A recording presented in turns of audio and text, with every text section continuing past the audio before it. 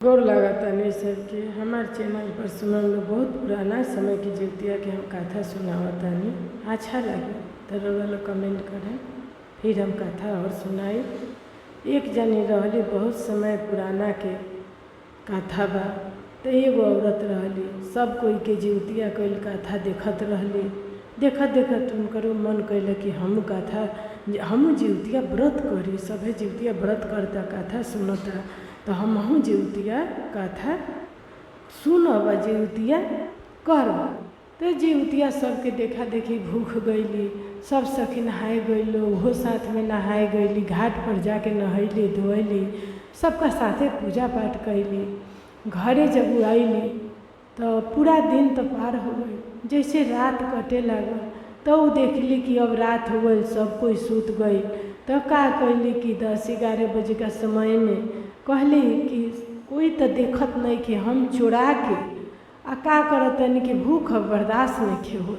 का कैली कि सतुआ सान रहली आ देखली कि बेटा सूत गइल बारे सन, पति सूत गइल बारे, सारा गाँव निश्चित हो गइल बा, आंगन घर सब शांत हो गइल बा।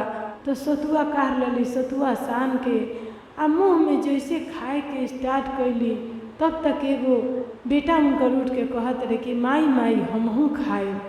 तो वो जानले कि एगो बेटवा ही तो देख ले लगता, अपन और भाई से कह दी, अपन बाप से कह दी। तो बहाना करके कहते रहे कि बबुआ तोहरों के खियाए हम सतुआ, लेकिन जाना एगो पीछा मिर्चा के पेड़ बा, मिर्चा के पेड़ एगो तुर ले और मिर्चा एगो तो हमनी के खाई ले सतुआ, ताकि उन्हें जइहन तले हम जल्दी जल्दी सतुआ खा ले, मुँह देख ना पैहन। तो लड़का गलन मिर्चा तुरे, तब तक नीचे ही हुई जा जीवतिया बाबा नाग के रूप में बैठा रहा मिर्चा का पेड़ तर। ओह लड़का के का कलन कि पकड़ ले ना, पकड़ के वही पेड़ का नीचा उनकर मान रहे, घर रहे, वही में बैठा लेलन। तब तक ही का कैली कि देखली कि अब लड़का के आवे के देरी बा, तो हबर हबर पानी गिरावे के स्टार्ट कैली। जब सान के खा ली तब तक दूसरा बेटा उठ के कहते कि माई माई हमू सतुआ खाए। अब सोचली कि अब का करी, वो तो अबे ना कैलक। तो कहते रही कि रोको तभी नहू के वही जब भेज दी कि इहो देरी ले रही तले सतुआ हम खा लेम।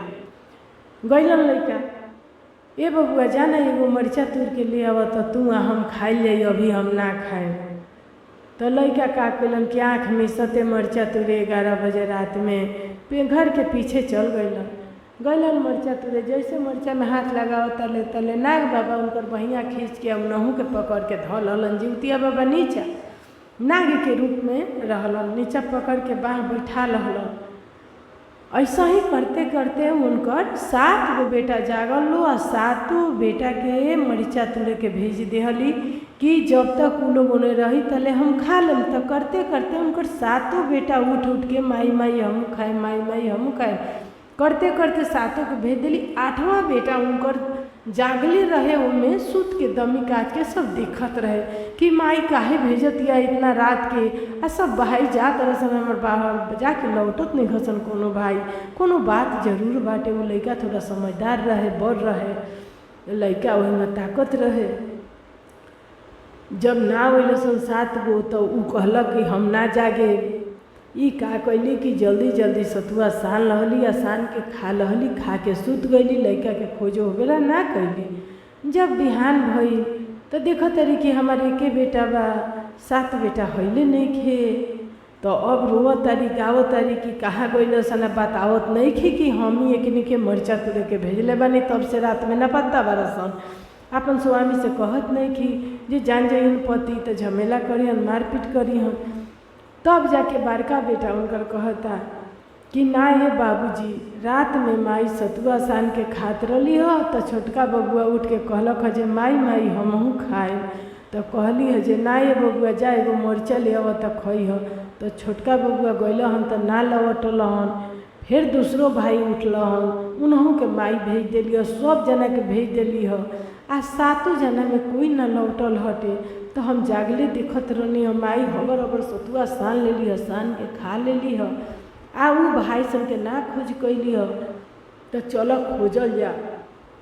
तब जीवतिया बाबा सपना में आके कहलन कि तहार 7 बेटा के हम रख ले बनी। तहार बड़का बेटा कहता ऊ बात सच हो उ रात में बात सतुआ सान के काहे खैली है। सतुआ सतुर है, जिउतिया में कबो मुँह में ना लगावे के सतुआ चीज, ना पारन के खाए के आ ना नहा खाए के सतुआ छुअले ना जाला, दुश्मन हटे। आ उहे रात में उसान के खैली है। वही से उनकर हम सातों बेटा के ले पकड़ के धैले बानी। उनकर सातों बेटा हम रखले बानी। उन का करस कि फिर आगे साल जिउतिया करियन तो उनकर बेटा हम लौटाए नियम धर्म से।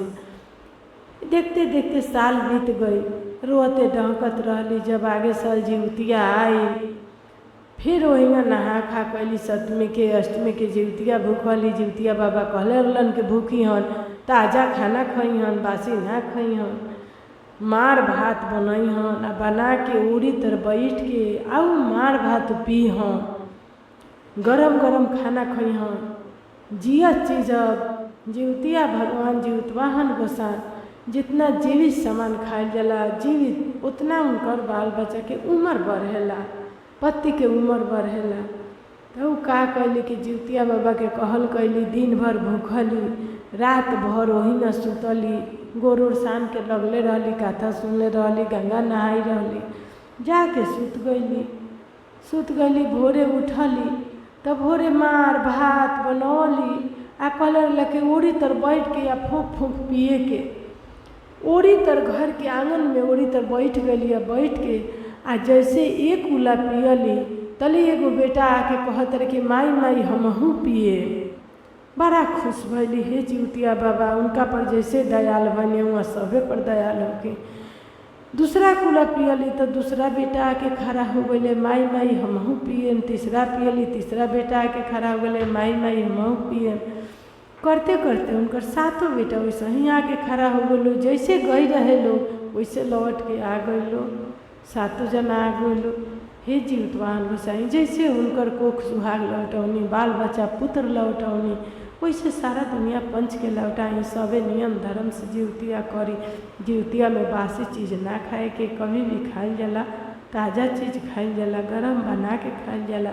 कभी भी पारण टाइम से पंडित से पूछ के कल जाला। सुबह में जब तक पहर ना बदले तब तक ना करे के। धूप दिखाई दे दी, सूर्य भगवान दिखाई दे दियन तभी खर जिउतिया कल जाला, पारण कल जाला। बीच में व्रत ना तोड़े के, तोड़ला से बहुत घाटा होला। हे माई बहन लोग बड़ा कथा सुनम लो, एक बार लो आ सुन के सब्सक्राइब करम लो। फिर कैसन लागल हो बताई लो कथा के बारे में हमसे।